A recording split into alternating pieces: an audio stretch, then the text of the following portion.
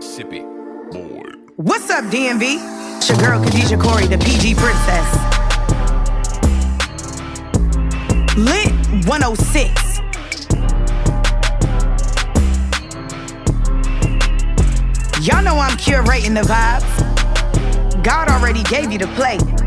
Now it's on you to run it. You're now parlaying with the princess at LIT106. It's all good vibes. So I need y'all to tap in. It's time to parlay with the princess.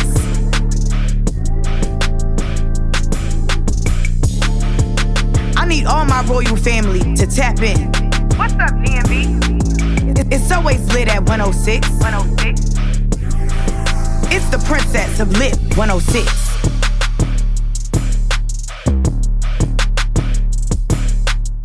What's up, y'all? Welcome to another Royal Spotlight with a lovely lady who happens to be my soror. Super excited to be connecting with her today. Lynbea, y'all, okay? Talk about professional development. Talking about literally a leader in her community, PR trained strategist, just taking over her industry, okay?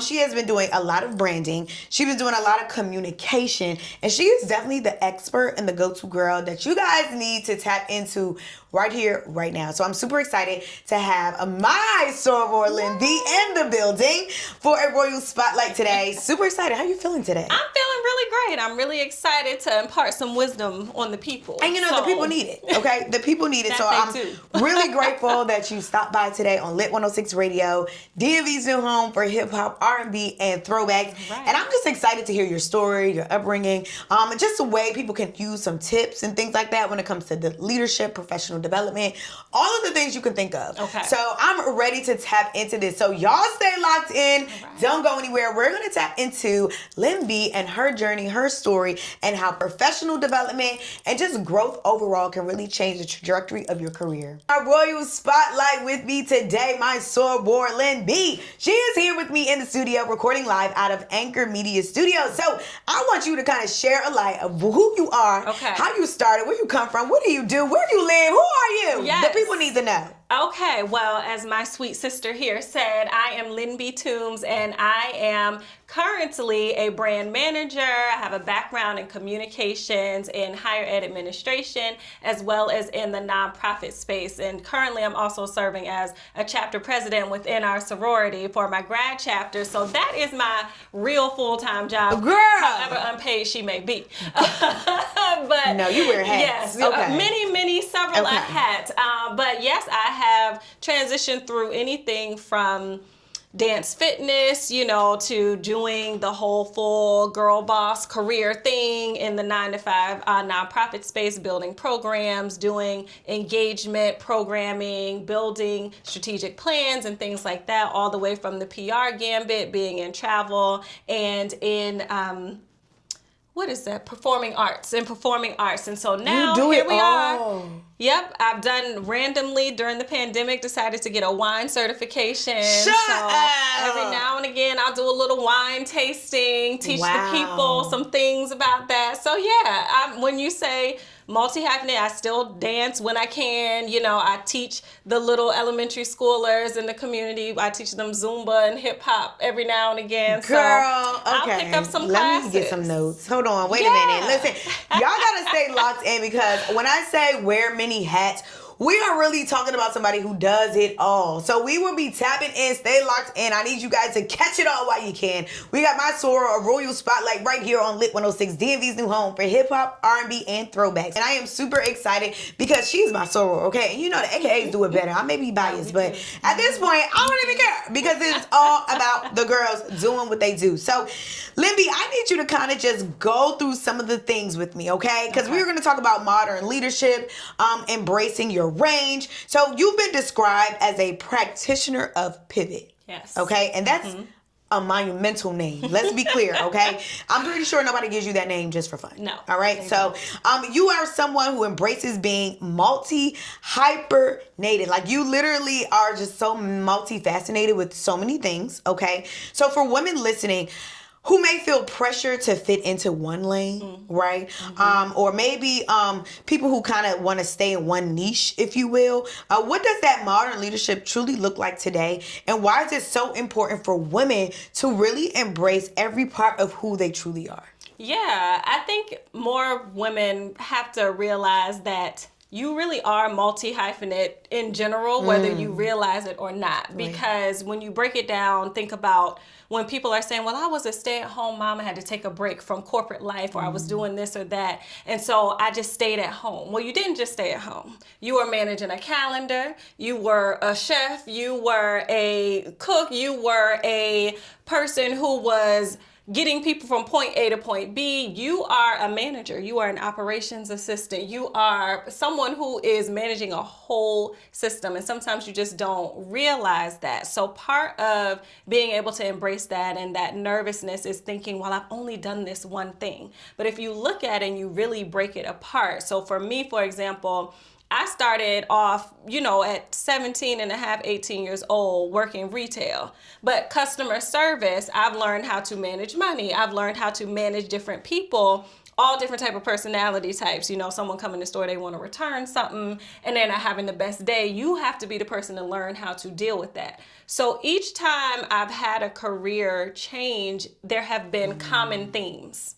So there's some underlining alignment that connects each piece, that builds upon one piece after the other. So I think people have to embrace and really look at the fact that you are multifaceted. Even if you've only had one industry, one job, one role, what do you do in that role? Yeah. If you sit down and parse out what are the skills, what are the areas that you have focused on, that's how you find what I call your transferable truths. Like people call them your transferable skills, but some of these things are like true to who you are, and you own that skill. That's your natural talent. Sometimes that is a program you built from the ground up. You got to own that. So once you start owning that, that's how you can learn how to be more confident in navigating through to find out what your next step is. I love that perspective because I didn't even look at it from that angle. And I do appreciate you kind of highlighting, like, even if you are I do cook, I do clean, I didn't even see it that way. So I'm definitely glad you kind of shed a light on that.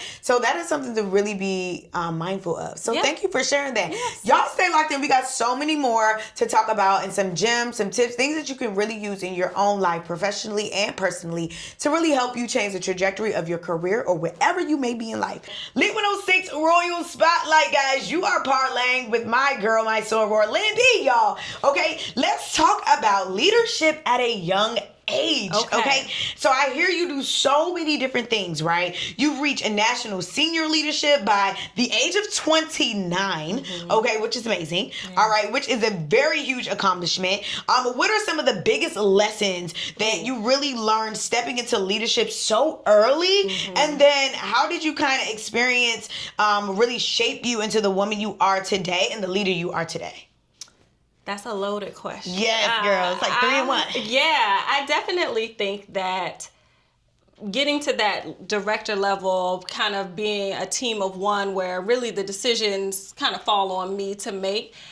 One of the biggest lessons I've learned is that you have to still always remain coachable. You got to remain someone who's willing to learn. I'm always soaking up knowledge. I'm always finding a new opportunity. If it's something that interests me, I'm always also thinking about what is next and how I can position myself to go to what is next. So within that, I'm soaking up knowledge. I'm looking at the person who's in the position that I want next, and I'm saying, okay, what can I take from this to make my own so that it's authentic to me, or what steps do I need to take?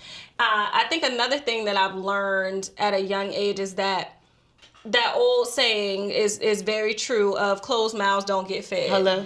You have to let people know. Let somebody know that you want to do this thing, or nobody is going to be able to help you. So with the wine thing, I was watching Netflix, like the rest of us, during the pandemic. Yeah.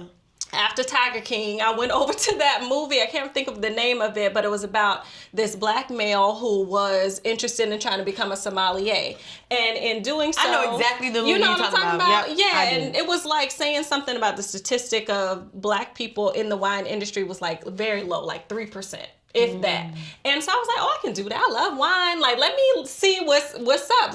I can try to teach some classes. And I had some experiences, you know, when we go out wine tasting, and it's kind of, you know, a little discriminatory. They don't want us in there. They assume what we know and don't know. And the space doesn't always feel welcoming for us. And it was also around that time where the group of Black women went out to Napa and they were on that wine bus. Yes. And they wound up being able to sue because they got kicked off the bus. Yes. So I was like, with that in mind, I set out to figure out, okay, well, how do you get educated in wine? How do you go through this process? And I reached out on LinkedIn to a woman who gave me some insight. She was willing to chat with me about getting in the wine industry. She's actually the one who told me about how to get a wine scholarship. Wow. And so I applied for the scholarship, told them I'm going to build this online platform. I had an Instagram page for it that was designed to fuse Black culture with wine education. Wow. And so I did that, got my scholarship, got my certification, and I did just that. But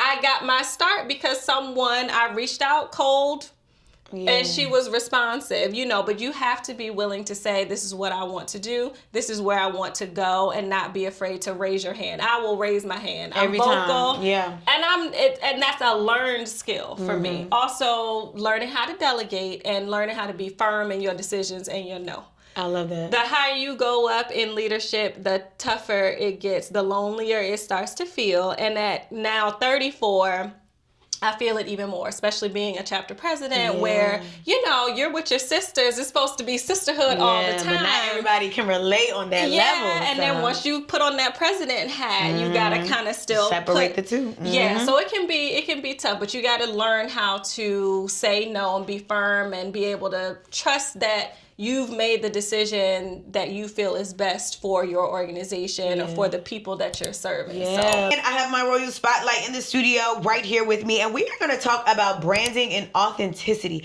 And y'all know I love authenticity because you got to show up as your most organic self in any room, in any place that you are in. So I really need to talk to you about it, okay? Through BeaBold. Am I saying that right? BeaBold. BeaBold. Yep. Okay, come on. BeaBold Branding and Communication Collective. You help women align their careers and personal brands with their authentic selves, okay? And I love that truly. So why do you think it is so many women out there who struggle with separating who they are and then who they want to be or what they want to do, and pretty much how they kind of can find that confidence in that role or owning both?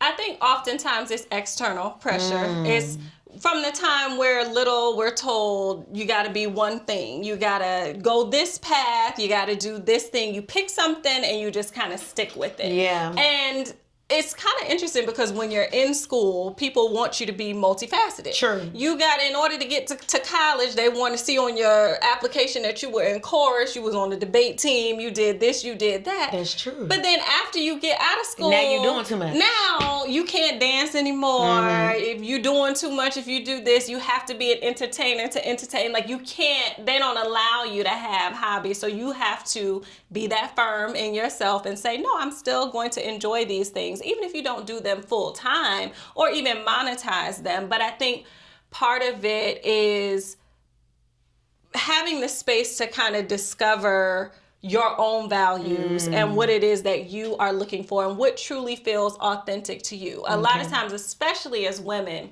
we're so focused on being something for someone else. And whether that's, okay, you got into a relationship younger, so now you're married, now you're trying to figure out how to be the best wife. Now you're trying to figure out how to be the best mom.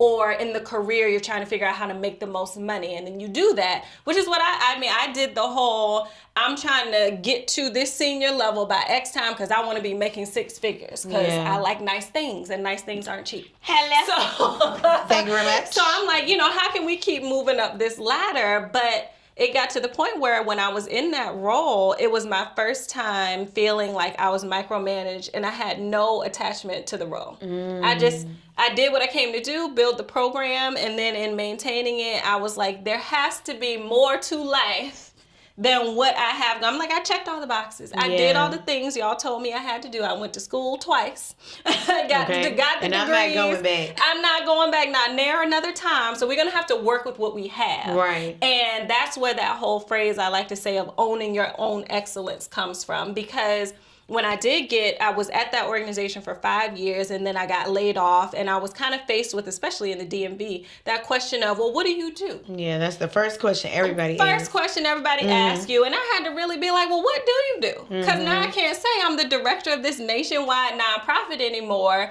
So what do you do? And I had to sit down and say, well, in every role that I've been in, I have been focused on how I can connect people, how I can build and or shape people, whether that's leadership development, whether that's from a branding or PR perspective. Even in the wine industry, it was about how can I educate you so that you can go out, enjoy yourself at these tastings. Same thing in teaching dance fitness. It's all about how the women felt leaving my classes, of loving to hear them come back and say, I felt more confident in the mirror, or my walk is stronger, you know, so things like that. The common theme for me is building and connecting. So when I'm looking for and I like to talk. I like to train people. I like to be a presenter and in front of things. So when I said, okay, well, what are you good at, and what do you enjoy doing, and what would an ideal life look like now that you have the time to sit down and focus on that? And I said, okay, I'm going to focus on branding full time. And I'm also going to set out to do more things like this. Talk about leadership development, because I still love helping to shape and develop other people.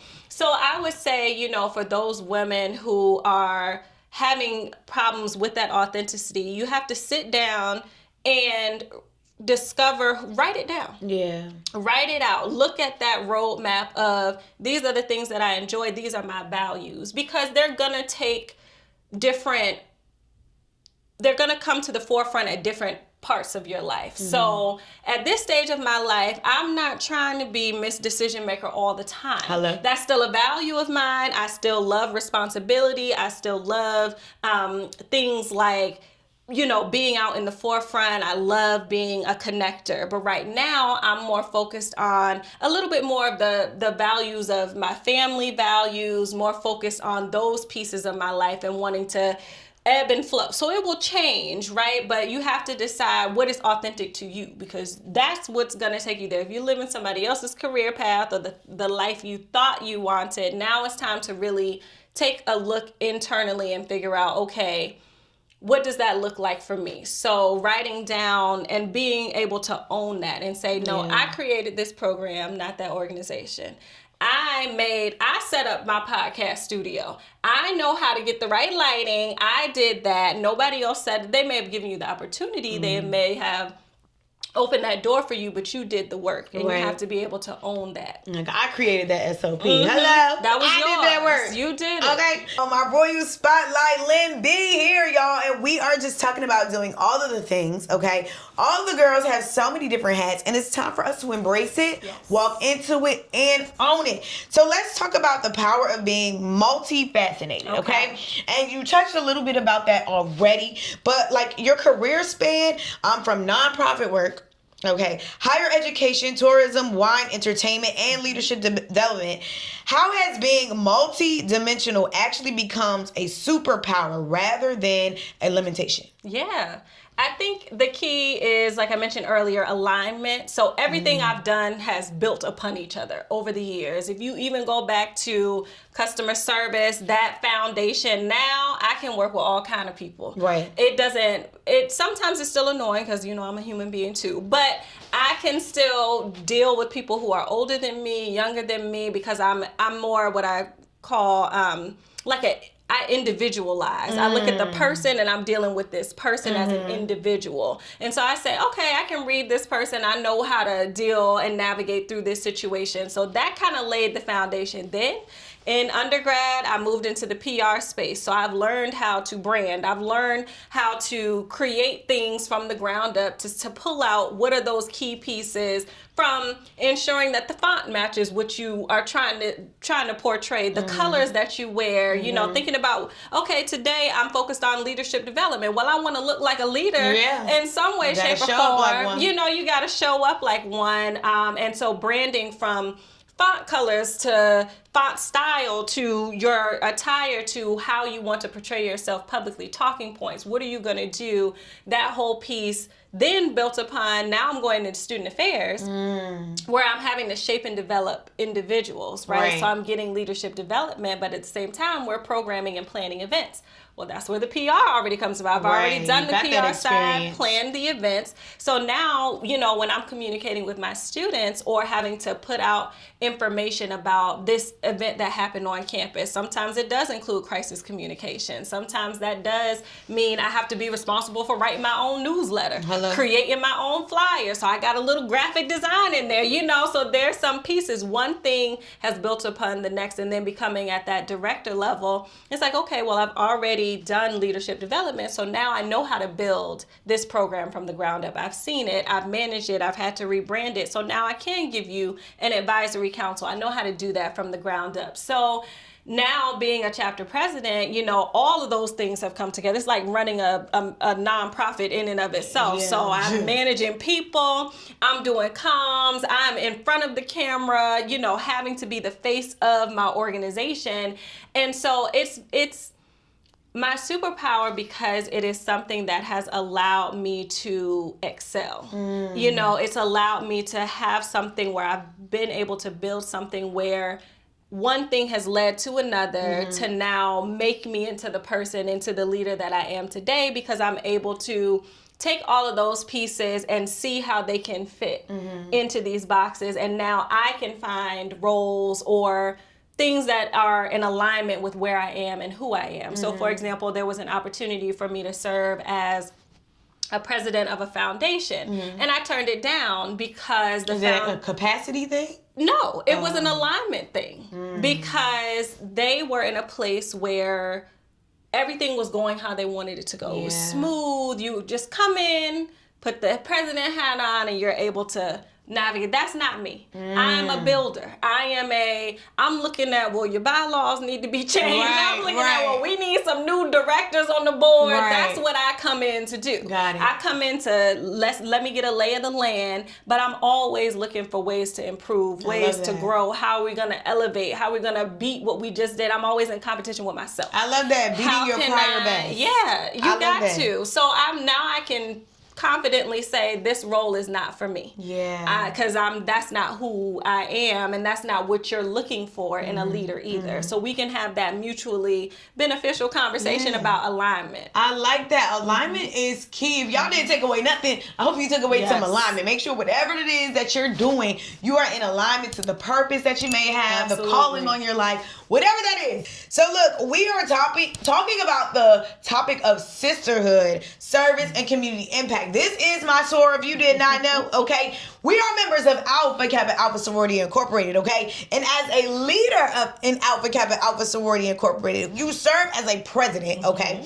So how has sisterhood, service, and community leadership really influenced your perspective on impact, visibility, and empowering other women while in this position? Yeah, it is key, you know, keeping that sisterhood first, and at the end of the day, it helps to keep you grounded because, you know, we could get a little heated in some of our discussions, you know, but when you remind yourself, you hang out with each other, it helps to help navigate through those conversations. Because like, well, I know she, you know, she ain't mean it like that. She ain't mean it. So you have those connections where it just keeps you ingrained in your community, that service focus, and you're doing it with people who have shared values, shared interests. So it's really a hangout too. But with the leadership piece, you know, you're getting connected with people from all different walks of life, with all different types of experiences who many times are positioned to help you get from point A to point B, and who are willing to. Very true. And are often willing to uplift your name in rooms. Sometimes you don't even know that they're saying those things. Like for me,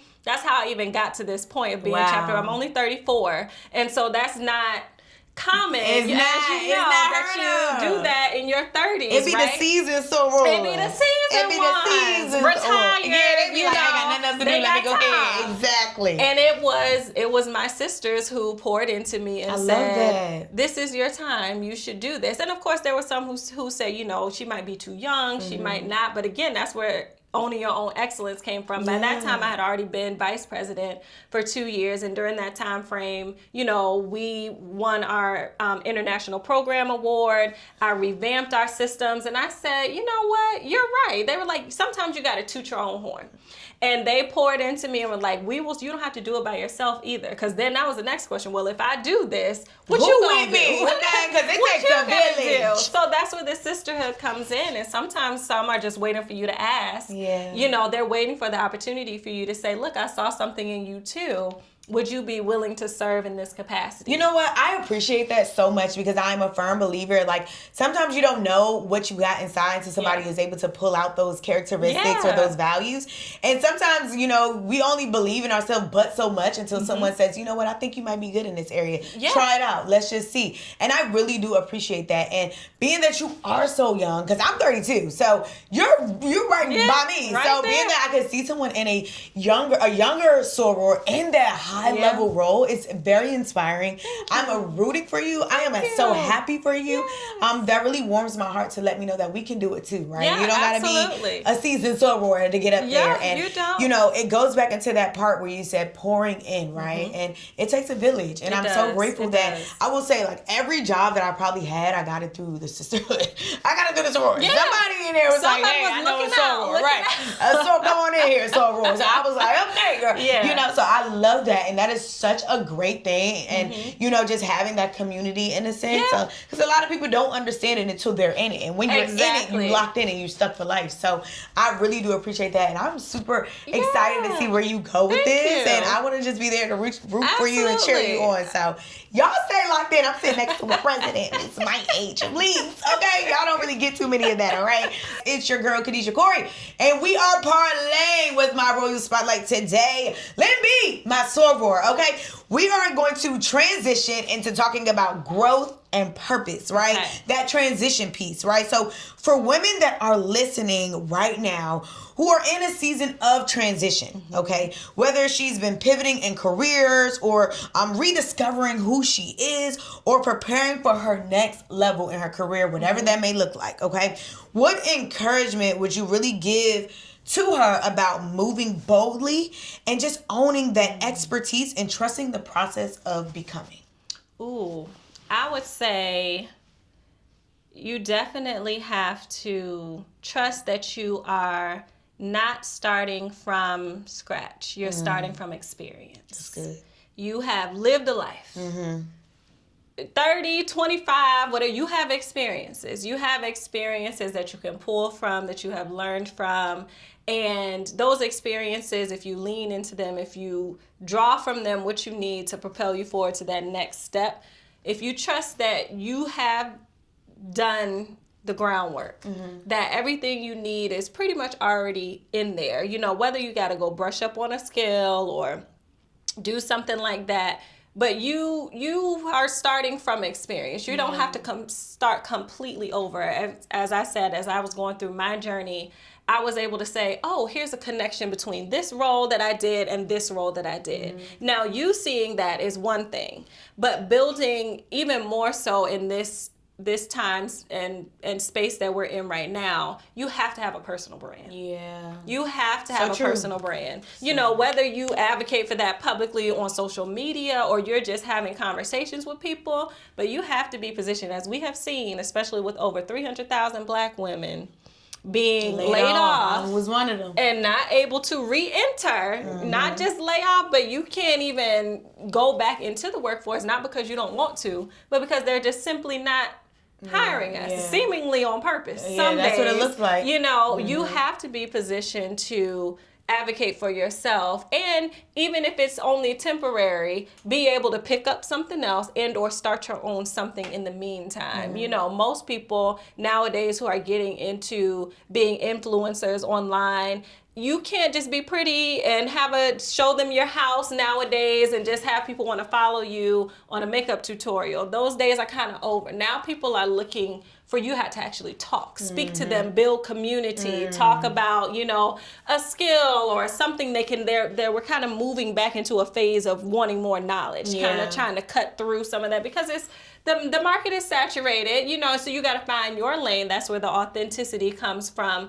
But again, if you are able to just take that time and write out your accomplishments, write out your values, help discover where those things are, and then we can figure out, okay, where does this leave us? Where does this show us we should be going next? What are the industries we should be thinking about positioning ourselves to be a part of, right? Because you can do multiple things. You can decide, okay, well, I like branding. Sure, I want to brand, but I also want to speak about it. Right. Because if you get on the speaker circuit, you can get paid a few $1,000s to be a panelist and a this and a that. Tell them people where they at. You got to have a brand. You got to have something to be able to tell people, this is what I can speak to. This is what I can talk about, and I think about like my mom. I get that from her. She's retired now, but she's always been a busybody my entire life. From Jack and Jill to AKA to be a teacher was her full-time job. But she's in all these organizations. She's retired now. She is a